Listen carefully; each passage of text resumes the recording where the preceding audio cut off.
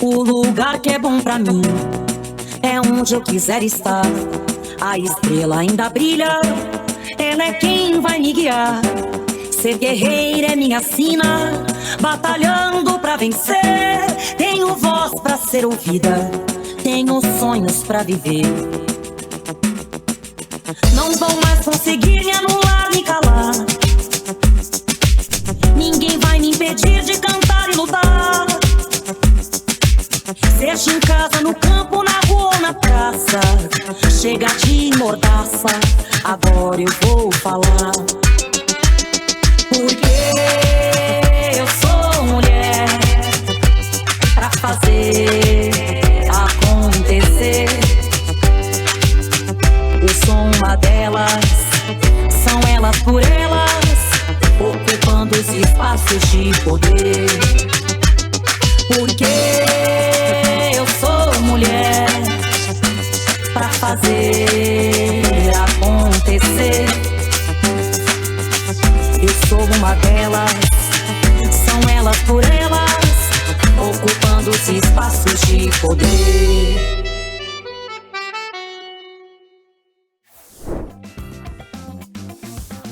Olá! Hoje é sábado e nesta semana discutimos sobre feminismo anticapitalista. E hoje preparamos um resumo com os pontos mais importantes. Eu acredito que pensar o debate do combate ao racismo no nosso país, pautando as políticas públicas, é a gente fazer um resgate histórico da construção, né, histórica, social e política do Brasil.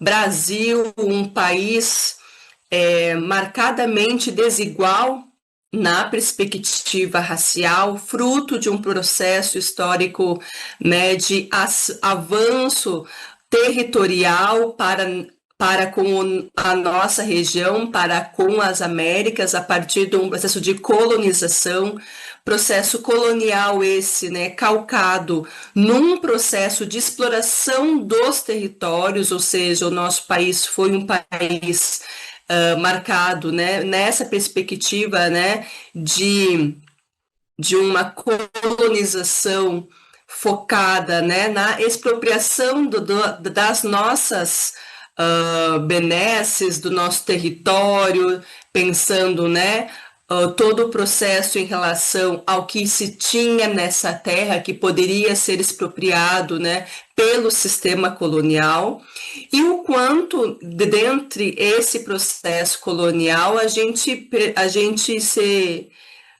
encontra o processo de exploração de negros e negras capturados de África, né, num processo de escravização desses corpos ainda no século XV, né, 14 e 15, aquele processo a partir de 1530, 1540, onde começa o tráfico negreiro no Brasil, né, vindos de África para o Brasil, para o processo, então, dessa exploração desse território. E aí a gente pode pensar nos ciclos econômicos do nosso país, seja ele da exploração de minérios, seja ele nos processos de plantation, como, por exemplo, né, a cana-de-açúcar, o ciclo do café, ou seja, o quanto o racismo no Brasil ele está linkado com um processo colonial europeu e, obviamente, que ele vai mudando as suas configurações a partir das demandas do sistema capitalista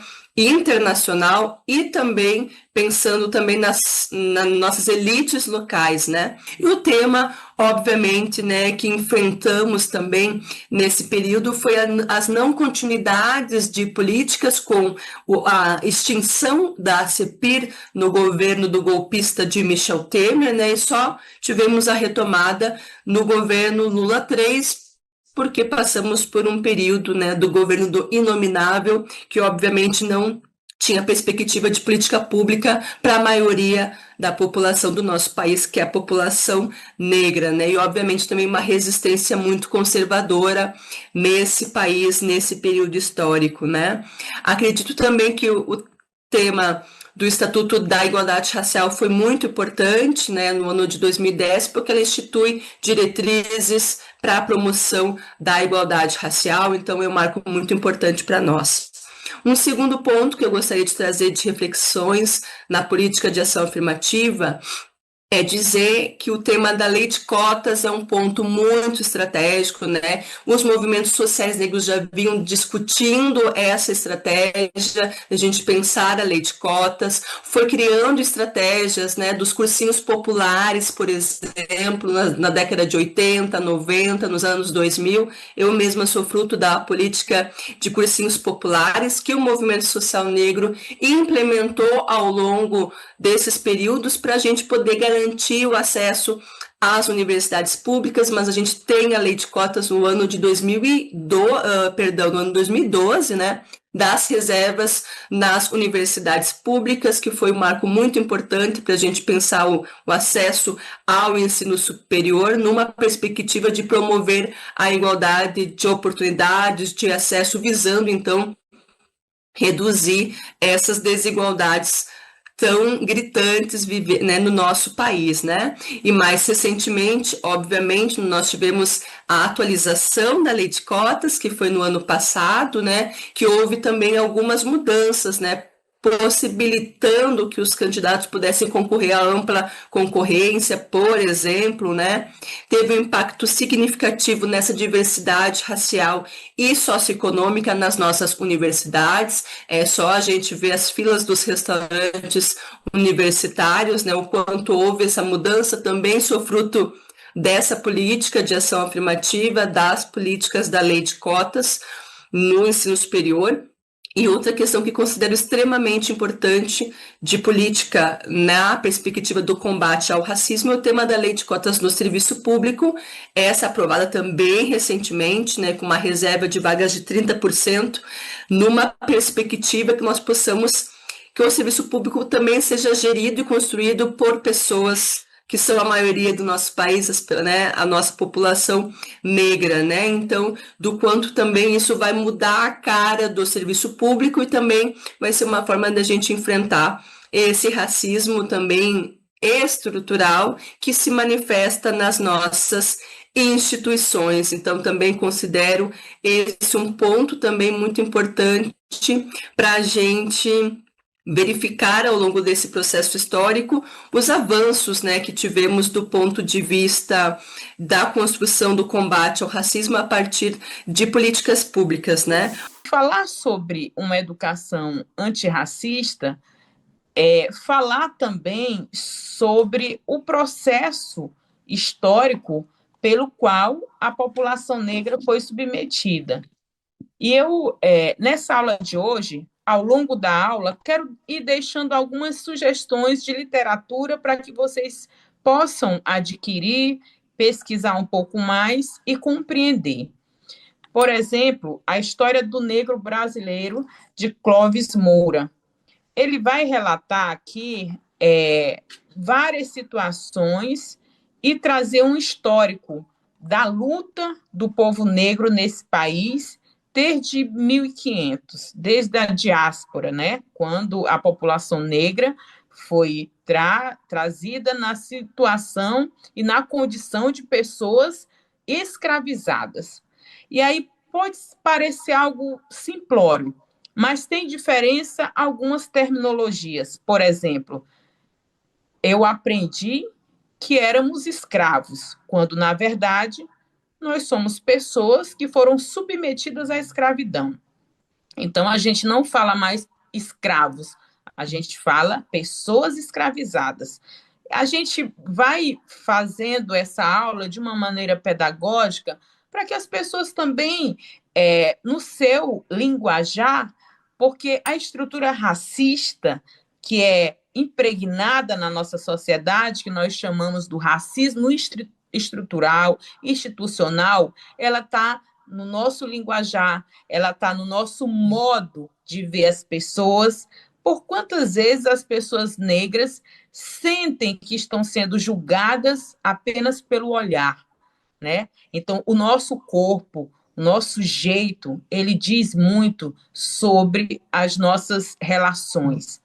E aí a gente tem que lembrar, dia 13 de maio, recente, foi o dia, entre aspas, da abolição da escravatura no Brasil. E aí, mais uma vez, eu trago aqui o Clóvis, porque ele vai relatar aqui que esse aquilombamento do povo negro não foi fazendo várias revoltas, foram se organizando, e as pessoas que foram escravizadas não aceitaram pacificamente essa condição no Brasil. Por mais que a gente tenha outros autores que vão justificar, inclusive com o apoio da ciência, que ser negro era sinônimo de ter menos ter menos condições de aprendizagem, menos condições de ser dono, por exemplo, de um pedaço de terra. E aí, 1888, dia 14, qual foi a situação dessa população escravizada até então? O Estado brasileiro, ele não reparou, ele não amparou essa população, muito pelo contrário, essa população ficou à margem da sociedade e teve que se virar de todo jeito.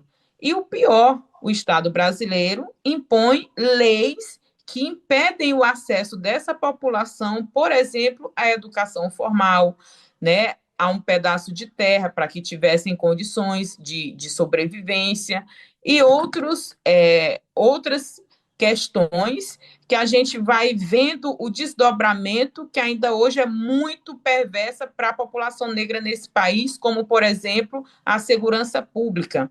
O encarceramento da população negra vem de 1888, quando existiam leis que levavam pessoas negras para a cadeia se estivessem andando pela rua. Eram acusadas de vadiagem, por exemplo. Então, a gente vai percebendo que essa história nos foi negada. E aí eu dou um exemplo muito prático, que a população negra ela não teve o direito de saber de onde é a sua descendência. Nós estamos falando de um continente africano que tem 54 países e que, portanto, o Brasil é a maior população negra fora do continente africano. O que não acontece com pessoas brancas. Por exemplo, eles vão falar da árvore genealógica deles. Meu avô era italiano, ele veio trabalhar na terra, trabalhou duro, coitadinho, né? Enfim. E aí, depois, essa população branca ela vai ter um pouco mais de consciência e defender a sua origem, porque ela sabe de onde vem. E a população negra não. Muitos registros também, inclusive com a chegada dos navios pós 1888, eles foram queimados, se perderam, né, justamente porque o Estado brasileiro não queria ressarcir essa população. Mas os empresários, os fazendeiros, os latifundiários, eles justificaram, então, que com a abolição eles teriam prejuízo, e o Estado brasileiro, então, providenciou para eles um ressarcimento, uma reparação, o que não aconteceu com a população escravizada. Então, a gente vai precisar compreender um pouco desse processo histórico, e aí a gente vai observar como que a educação ela tem um papel importante dentro de todo esse contexto.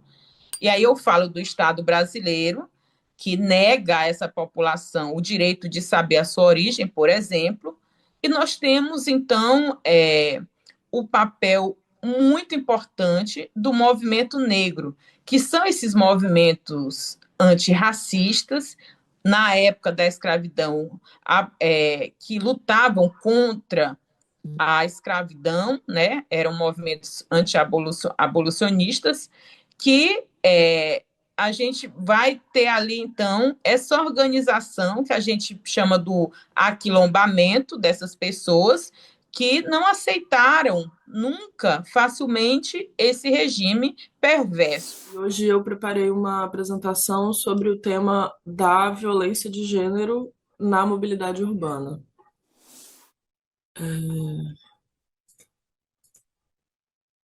Então, eu vou abrir a apresentação com o conceito de direito à mobilidade. A mobilidade hoje em dia é compreendida como um direito em si, da mesma forma que o direito à cidade também.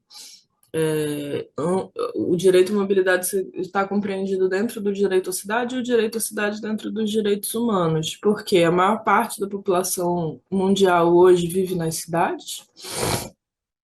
A gente tem um processo em que o campo se urbaniza e essas fronteiras entre cidade urbana e rural vão se tornando mais esgarçadas.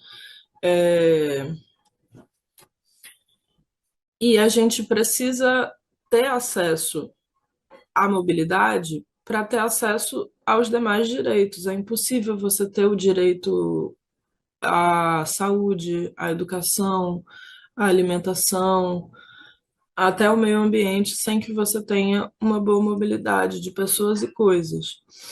Então, por isso, a mobilidade é compreendida como um direito, porém, a gente sabe que existem várias barreiras para que esse direito se efetive da forma ideal. Então, primeiro, a questão da segregação social, né? A gente tem vários processos que acontecem, inclusive, ao mesmo tempo, né? De separação, né? Exclusão de determinados grupos sociais desse conjunto da sociedade. Então, há processos como a diferenciação social, que é a especialização de tarefas, né? Um aumento da divisão social do trabalho. Cada grupo faz uma tarefa e isso acaba fazendo com que cada grupo frequente determinados espaços, tenha poderes aquisitivos diferentes, etc. Segmentação significaria já a criação de barreiras, mesmo para impedir a mobilidade social dos indivíduos entre categorias. Por exemplo, aqui no Rio de Janeiro, quando foi criada a linha de metrô que vai da Zona Sul até a Barra, passando pela Rocinha, essa linha de metrô não funcionava no domingo, né? É claramente uma barreira para impedir que determinadas pessoas acessassem os territórios assim de lazer, né? Durante o fim de semana. E aí a gente chega na segregação, que é o estágio mais completo da coisa, que é essa crença socialmente compartilhada por todos, assim, ou quase todos, ou muita gente, né, a favor da manutenção ou aumento dessas barreiras que bloqueiam a livre circulação dos indivíduos entre as categorias. Então é uma crença compartilhada de que cada tipo de pessoa tem o seu lugar e elas não devem se misturar. E é uma coisa que pode ser institucionalizada como lei, né? Então a gente tem no fundo a foto da Rosa Parks, que foi uma figura famosa no movimento dos direitos civis nos Estados Unidos para acabar com a lei da segregação, porque eles tinham realmente uma lei que instituía a possibilidade da segregação racial, né? Então, escolas para brancos, escolas para pessoas negras, no ônibus, nos bebedouros, em todo lugar poderia ter oficialmente essa separação. E aí, por ela ter se recusado a se levantar do ônibus para que um homem branco sentasse, ela sofreu uma grande perseguição e se tornou esse símbolo, né?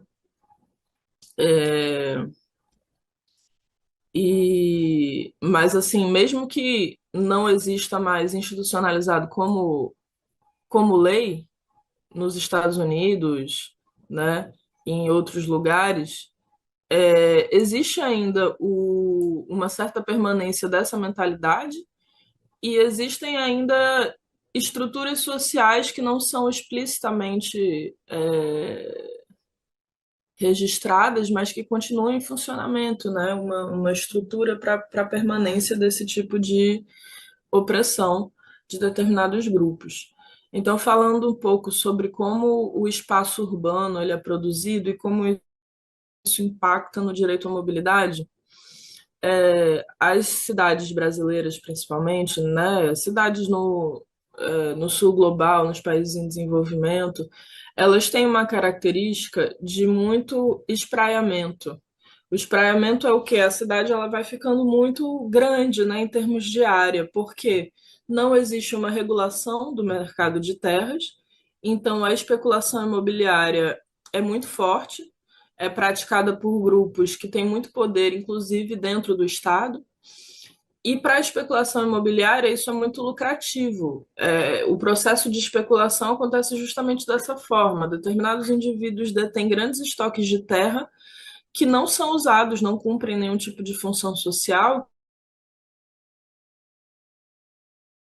O poder público vai mandando, por exemplo, conjuntos do Minha Casa Minha Vida, para depois, muito longe da área urbana, e aí, para mandar o conjunto habitacional para lá, o poder público banca infraestrutura, né? Banca uma estrada, banca a ligação com energia, com água, mesmo que seja ao longo de anos. Enquanto isso, aquela terra toda que está entre a área urbana consolidada e essas novas áreas urbanas vai se valorizando sem que o proprietário tenha que fazer investimento nenhum, né?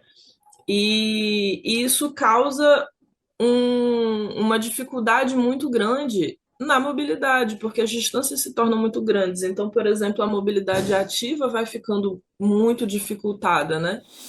As mulheres negras sempre educaram nas casas, nas ruas, nas igrejas, nas escolas, nas redes de solidariedade. E como já dizia Lélia, a mulher negra é a base da pirâmide social no Brasil. E é exatamente essa base que sustenta esta sociedade.